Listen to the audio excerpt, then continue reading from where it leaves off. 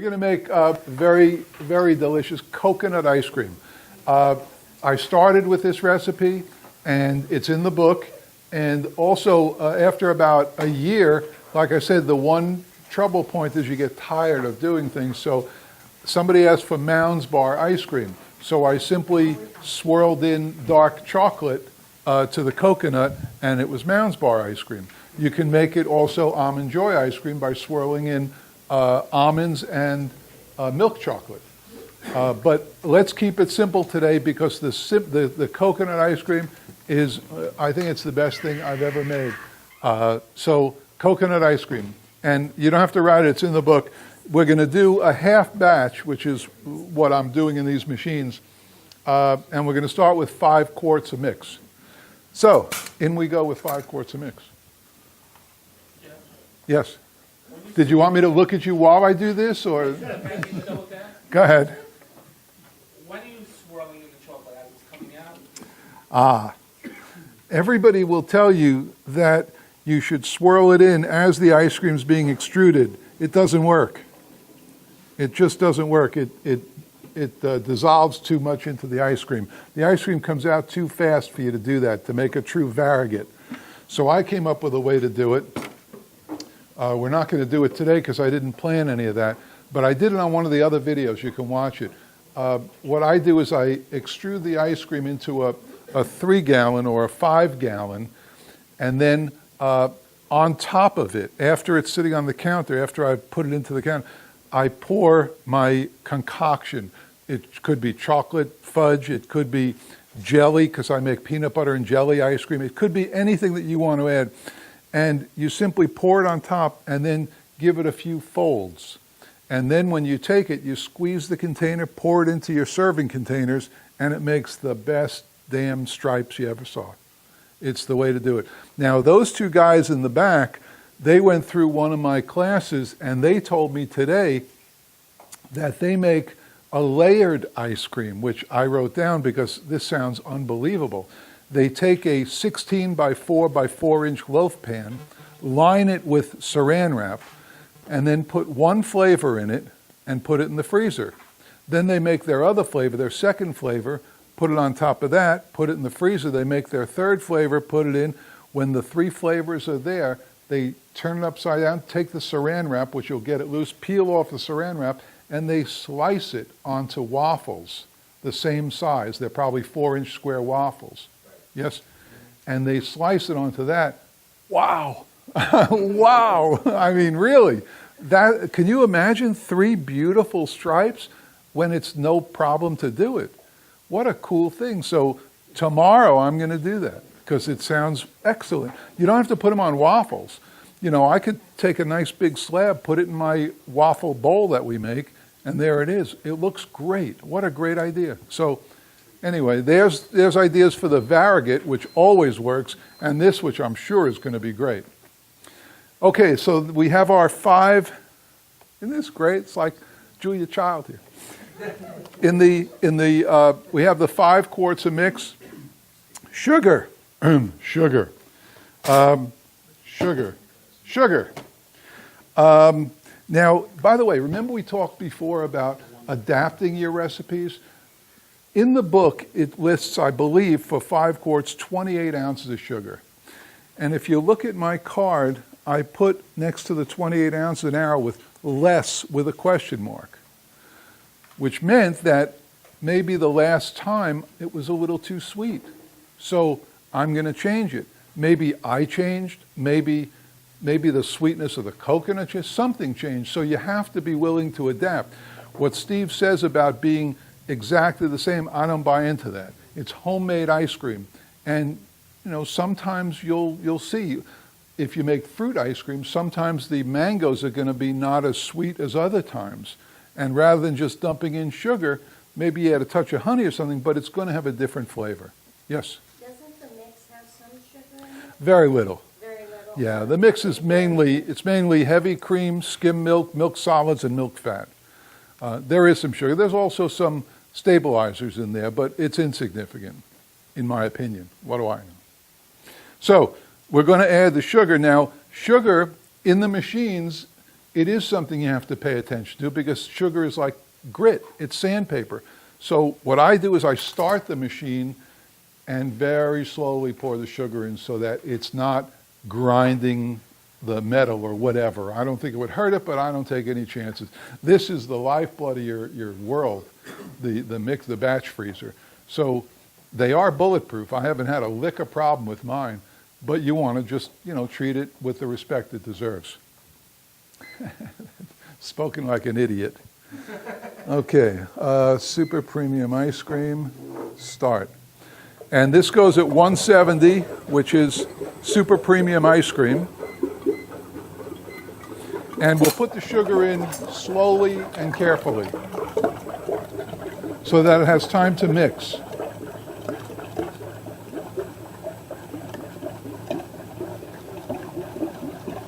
Of course, it's his machine. I don't really care. Just dump it right in. The next ingredient is, this is the good stuff. This is Ansell shredded coconut. Amazon or web restaurant. Though that's where I really do a lot of shopping now, Amazon and web restaurant. And if you lie to web restaurant and tell them your address is a business, you get cheaper shipping. Because, it doesn't really matter. So this goes in there. And how much of this? 64 ounces, which coincidentally happens to be what this can is. And you'll see it's shredded coconut. Can't hear you when the water's running. I'm making a half batch. Because when I make it, I use 10 quarts of mix, but I have a machine that's twice this size. I started with the small machine, and the small machine went a year and a half for me. And it's actually what built my business, the small machine. Okay, I use 1 can of this. It's Coco Lopez. And I noticed that Steve had this hanging around. This is Goya, same thing, same size can. And it's cream of coconut. Just gives it a real smooth. How many ounces is on that can? This can? Yeah. I don't know. Because this says 42 ounces, and there's no way that's... 15 ounces. Don't forget it. Is that for a 5? Yeah. Yeah, well, okay.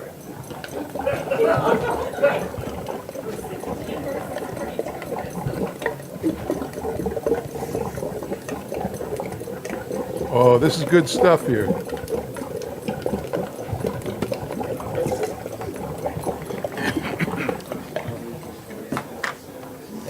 And then the last thing, which isn't in the book, I happened to buy coconut flakes.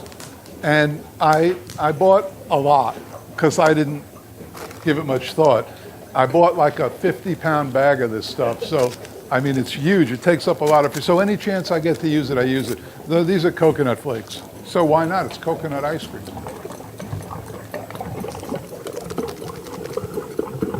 And just dump them right in. So last night you had a filet mignon with coconut flake dressing? Correct. I thought. Okay, and I think that's it. Is that it? Now, I could also add coconut milk, but I ran out, and I figured it's only you guys. Coconut milk, they're 99 cents a can, you've seen it, right? Coconut milk it is. And you can get that at the Restaurant Depot in cases for 24 cans to a case, and it's pretty cheap. It's like $20.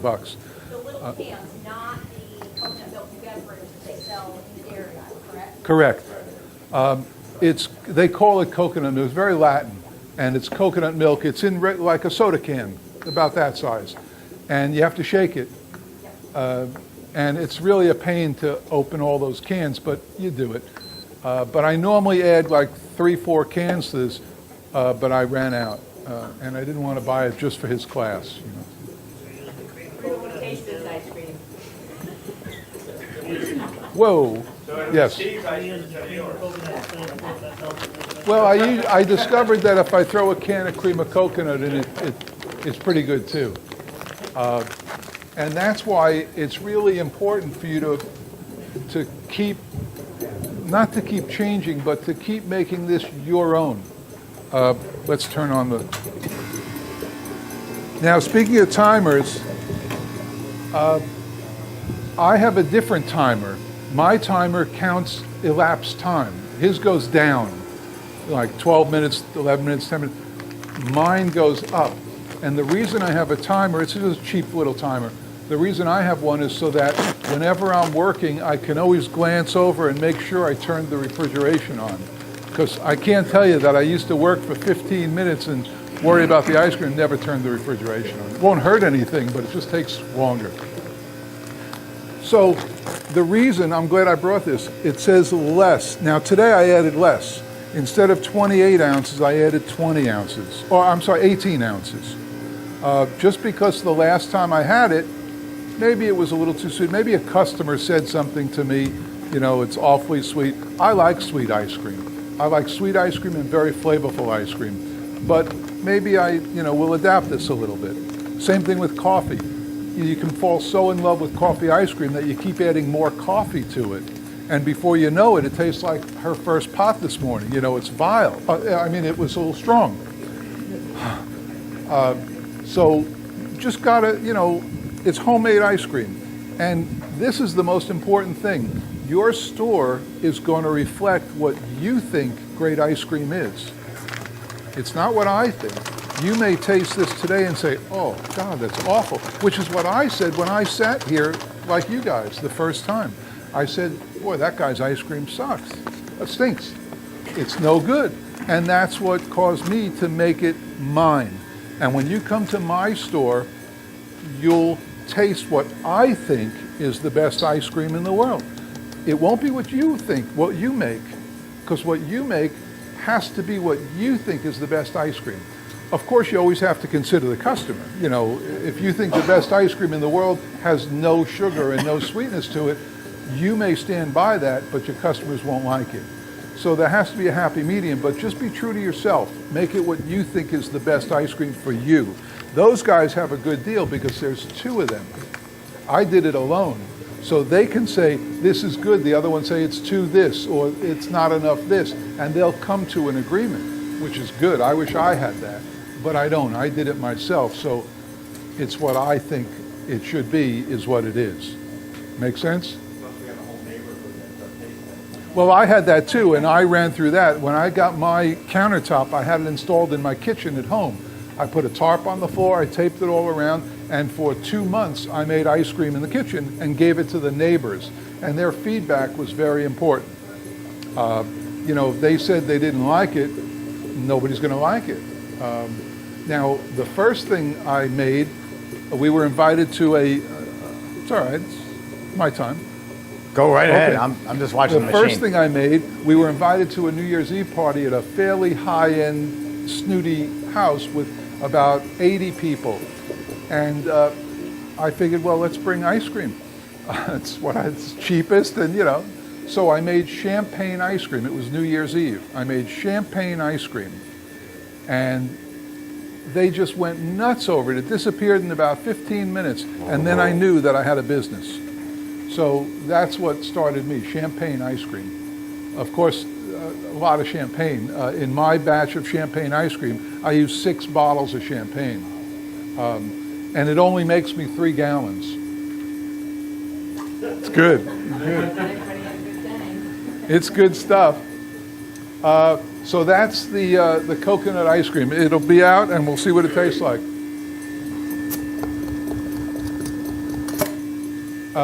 Yes?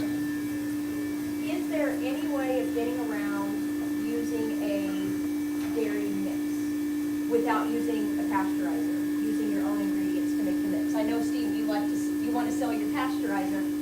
Is that what you have? No, he doesn't want to sell a pasteurizer. No, I don't. I don't even sell pasteurizers. What he wants to do is convince you to buy a dairy mix. Yes. On a fairly fresh basis. I get it delivered every Thursday morning, and we freeze it. It goes right into the freezer, except if I need any that day to make ice cream. And we get, 8 boxes, which is 16 bladders. Each bladder's 10 quarts, so that's about what I work with every week. But No, I'm wondering if you can make your own mix. where do you live? Pasteurizer.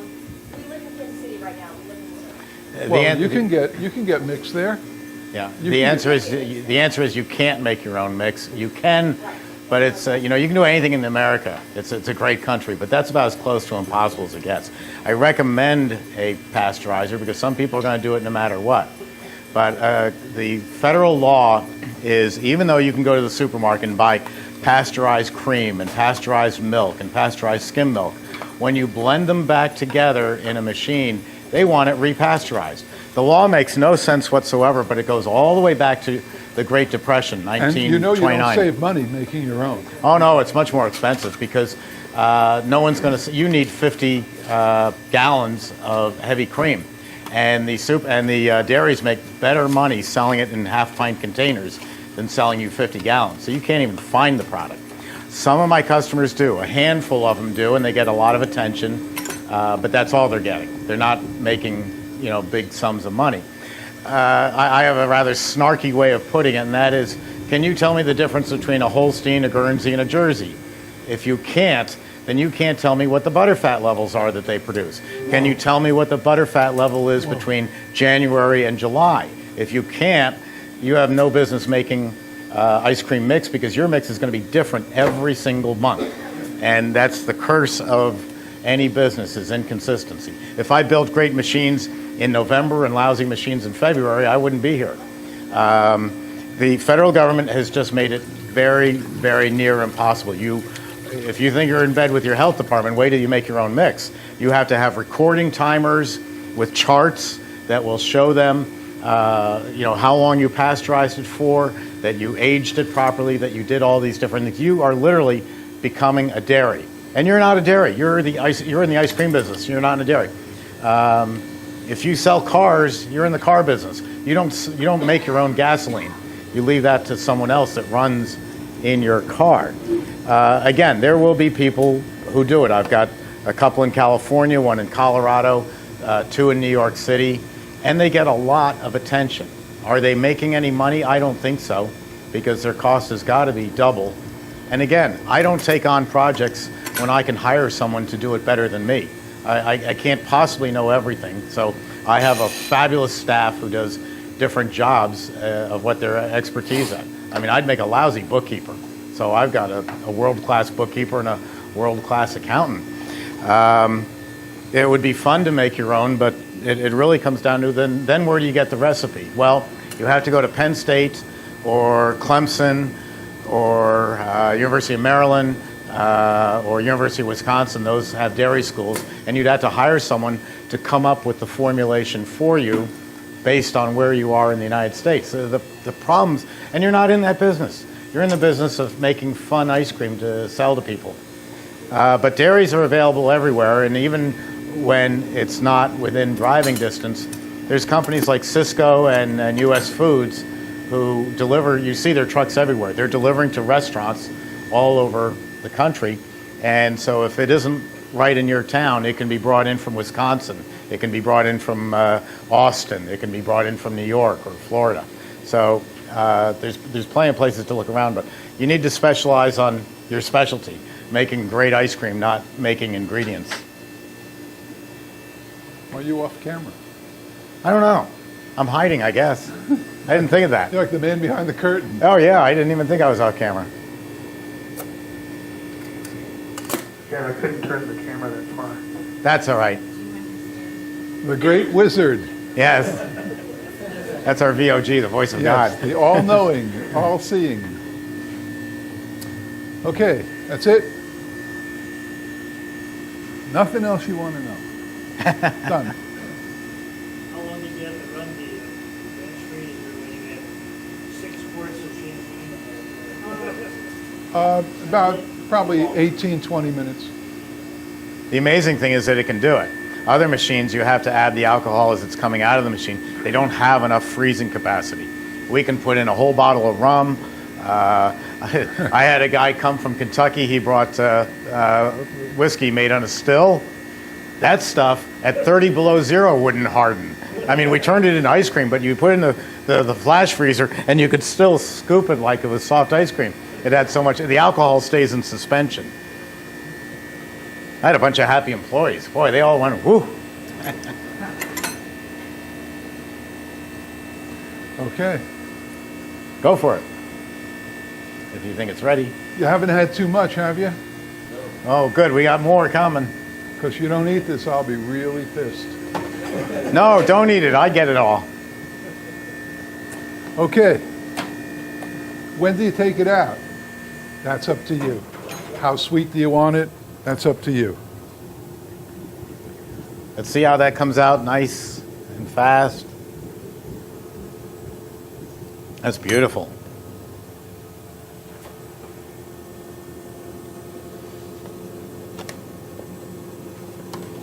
It's all right, I got it. Okay. I was going to help. Okay, let's eat it.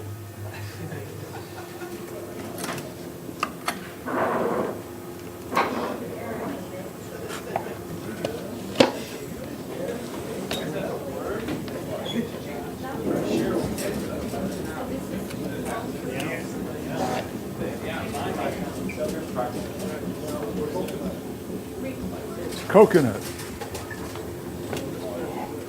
Oh, it better be good, you're right.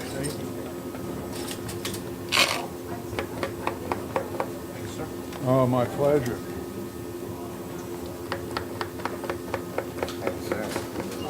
Yeah, man.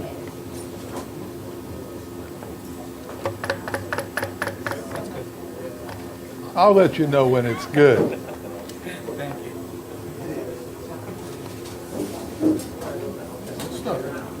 Shelf life on like devices. Hopefully you can't answer that. Hopefully you just sell it fast enough. I never have a problem with, nothing goes bad. Ice cream at 30 below zero will last 6 months, but if it's in there for 6 months, it's a lousy flavor that nobody wants. Get rid of it. Ices will stay, if it's at serving temperature, 4 days. If you want to add some natural chemicals to it, like guar gum or there's a carrageenan, you little can get bit 2 right there. weeks.